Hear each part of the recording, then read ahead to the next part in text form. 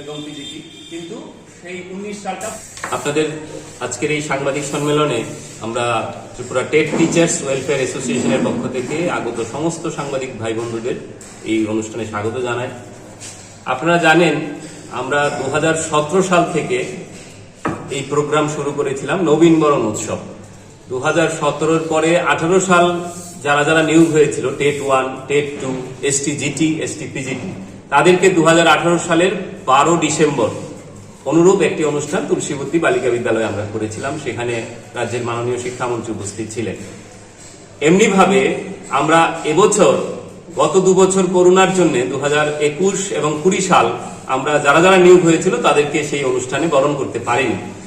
করোনার পরে অব্যবহিত পরেই আমরা এই বছর আবার 11ই ডিসেম্বর, এই মাসের 11ই ডিসেম্বর রবিবার, আগামী রবিবার সকাল 10টায় আমরা স্থানীয় মুক্তধারা অডিটোরিয়াম, IGM চৌমুহনীস্থিত যে মুক্তধারা অডিটোরিয়াম, সেখানে আমরা যারা টেট 1, টেট 2, STGT বা STPGT তে 2020, 2021 এবং 2022 সালে বিশাল সংখ্যায় প্রায় 4000-এর মতন শিক্ষক এই সময়ের মধ্যে নিয়োগ হয়েছে, তাদেরকে আমরা বরণ করতে চলেছি। এবং এটা আপনারা জানলে খুব খুশি হবেন, সারা ভারতবর্ষের কোনো জায়গায় কোনো শিক্ষক সংগঠন এই ধরনের বরণ অনুষ্ঠান করেন কিনা আমাদের জানা নেই। ত্রিপুরাতে আমরাই একমাত্র এই সংগঠন যারা নতুনভাবে শিক্ষকতায় আসলে পরে তাদেরকে অভিনন্দিত করি, বরণ করে নেই। তাই এই অনুষ্ঠানে নতুন যারা আছেন তাদের প্রত্যেকের কাছে আপনাদের মাধ্যমে আমরা আহ্বান করি, আবেদন রাখছি, আপনারা সকলেই আমাদের এই কর্মযজ্ঞে অর্থাৎ এই আনন্দঘন অনুষ্ঠানে আপনারা সামিল হবেন। আপনাদের নতুন এই যে শিক্ষকতার মহান প্রফেশনে আপনারা এসছেন, সেই প্রফেশনকে আরো উজ্জ্বল করতে আপনারা অবশ্যই সামিল হবেন। এই অনুষ্ঠানে আমাদের মাঝে উপস্থিত থাকবেন ত্রিপুরা রাজ্যের মাননীয় শিক্ষামন্ত্রী, প্রধান অতিথির আসন অলঙ্কৃত করবেন মাননীয় রতনলাল নাথ মহোদয়। উপস্থিত থাকবেন রাজ্যের তথ্য সংস্কৃতি দপ্তরের মন্ত্রী শ্রীযুক্ত সুশান্ত চৌধুরী মহোদয় এবং আগরতলার মহানাগরিক শ্রদ্ধেয় দীপক মজুমদার মহোদয়। এছাড়াও অন্যান্য TTDCর চেয়ারপারসন উনিও থাকার কথা রয়েছে। এছাড়া অন্যান্য অতিথিরা এই অনুষ্ঠানে আলোকিত করবেন। তো আমরা এই অনুষ্ঠান শুরু করব মুক্তধারায় আগামী রবিবার সকাল 10টায়। সকল অংশের যারা টেট উত্তীর্ণ শিক্ষক শিক্ষিকা আছেন তাদের কাছে আমাদের অনুরোধ, আপনারা এই অনুষ্ঠানে সবান্ধবের কাছে এই ব্যাপারে ওনাদের যেন একটা কর্মসংস্থানের ব্যবস্থা করে, এটা আমাদের অ্যাসোসিয়েশনও চায়। আমরা এই ব্যাপারে ওনাদের পাশেই আছি। আপনাদের একটা দীর্ঘদিন দাবি ছিল মানে নিয়মিত এই বিষয়টা কতটুকু?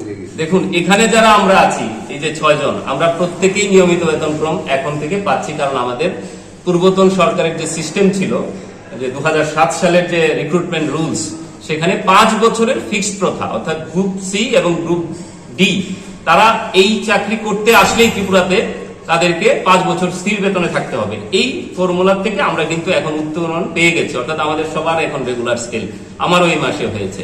কিন্তু আপনারা কি চান যারা নতুন যারা প্রজন্মের ছেলে মেয়েরা আসছে এবং এত কোয়ালিটি নিয়ে আসছে, অনেক PhD আছে এবং ইঞ্জিনিয়ার ডিগ্রি, BE ডিগ্রি করা অনেক ছেলে মেয়ে কিন্তু এবারেও এসেছে, গতবার 40 জন এসেছিল। তো তাদের কি এই ন্যূনতম বেতন 16,000-20,000 টাকা দিয়ে সংসার চলবে? এবং আপনারা জানেন যে আগরতলা শহরে সবার পোস্টিং হয় না, সমস্ত প্রত্যন্ত অঞ্চলগুলিতে পোস্টিং হয়, এবং সেখানে তাদেরকে যদি থাকতে হয় কতটা টাকা খরচ বেশি হয়, ঘর ভাড়া, যাতায়াত, বাড়িতে মা বাবা অসুস্থ। তো আমরা রাজ্য সরকারের কাছে দাবি করব যে আমরা চাই না নতুন যারা এসেছে তারাও 5 বছর বঞ্চিত থাকুক। আর এই লড়াই প্রথম দিন থেকে এই সংগঠনের ছিল, আজও আছে, আগামী দিনও থাকবে। নতুনদের কাছে আমাদের অনুরোধ, আপনারা আমাদের সঙ্গ দিন, আমরা আপনাদের জন্য আছি। আমাদের 5 বছর হতে পারে, কিন্তু আপনাদের যেন 5 বছর না হয়, এর আগেই যেন এই সিস্টেম ভাঙতে পারি, তার জন্য আপনাদের দরকার। আমাদের সঙ্গে আপনারা আসুন, আমরা এই লড়াই জারি রাখবো। আমরা প্রায়শই আমাদের মাননীয় শিক্ষামন্ত্রী শ্রদ্ধেয় রতনলাল নাথ মহোদয়ের কাছে যখনই আমরা বিভিন্ন বিষয় নিয়ে যাই, রাজ্যের শিক্ষাঙ্গনকে উন্নয়ন করার জন্য বিভিন্ন বিষয়, পাঠ্যক্রম থেকে শুরু করে সিলেবাস, সবকিছুতেই নতুনত্ব এসেছে। তারপরেও আমরা যখনই কথা বলি ওনার কাছে এই বিষয়টাই আমরা রাখি, স্যার একটা বারের জন্য রাজ্যের, যেহেতু ভারতবর্ষের কোথাও বিজেপি শাসিত কোথাও কোনো রাজ্যে এই ফিক্সড সিস্টেম নেই, কেন আপনি এই রাজ্যে এই ফিক্সড প্রথা চালু থাকবে? আমরা বামফ্রন্ট করেছে বলে আপনারাও সেটা ধারাবাহিকতা রক্ষা করবেন সেটা আমরা চাই না। আপনারা এটা নজির গড়ে তুলুন এবং আপনি যেহেতু শিক্ষামন্ত্রী এবং রাজ্যের প্রিয় ডক্টর অধ্যাপক মানিক শাহ নেতৃত্বে যে সরকার চলছে, আমাদের পূর্ণ আস্থা রয়েছে ওনাদের এই প্রচেষ্টা এবং যে গুণগত শিক্ষার প্রশ্নে, শিক্ষা বিকাশের প্রশ্নে ওনারা সদর্থক ভূমিকা নেবেন এবং এই প্রথাকে ওনারা ভাঙবেন, এই আশা আজকের সাংবাদিক সম্মেলন থেকেও করছি এবং শিক্ষামন্ত্রীর কাছে আগামী দিনেও আমাদের এই দাবি থাকবে। এবং প্রাথমিক স্তরের টেট 1 এবং টেট 2 অর্থাৎ উচ্চ প্রাথমিক 6 to 8 এ টেট 2 তারা নিয়োগ হয়েছে এবং তারা জয়েন করছে স্কুলগুলিতে।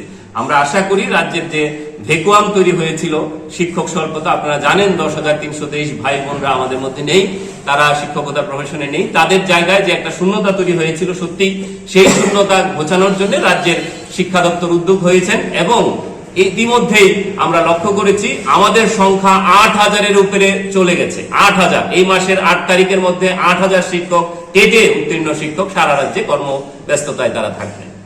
এটা একটা শুভ লক্ষণ। সারা রাজ্যব্যাপী আমরা এই অনুষ্ঠানের প্রচার করছি, গতকাল থেকে শুরু হয়েছে, আমাদের লিফলেট এবং প্রচারপত্র বিলি শুরু হয়ে গেছে এবং ব্যাপক সংখ্যক নতুন যারা নিয়োগ হয়েছেন তারা আসার জন্য উদ্গ্রীব হয়ে আছেন। এটা আমরা একটা সাকসেসফুল প্রোগ্রাম হবে বলে আশা করছি। এটা অত্যন্ত দুঃখের বিষয়।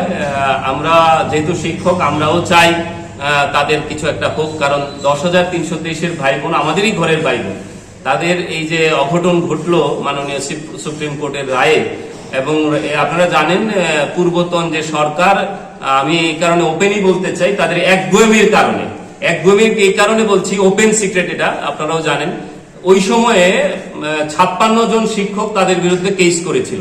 তখন হাইকোর্টের যিনি বিচারপতি ছিলেন উনি বলেছিলেন যে আপনারা বাকিদেরকে যারা যারা কেস করেছে তাদেরকে আপনারা অ্যাবজর্ব করুন, অর্থাৎ নিয়োগ করে দিন, অন্য ডিপার্টমেন্টে নিয়োগ করে দিন। যদি এটা করতো ওই সময়ের সরকার, প্রাক্তন মুখ্যমন্ত্রী মানিক সরকারের নেতৃত্বে যে সরকার, তাহলে আজকে তাদের এই দুর্দশা আসতো না।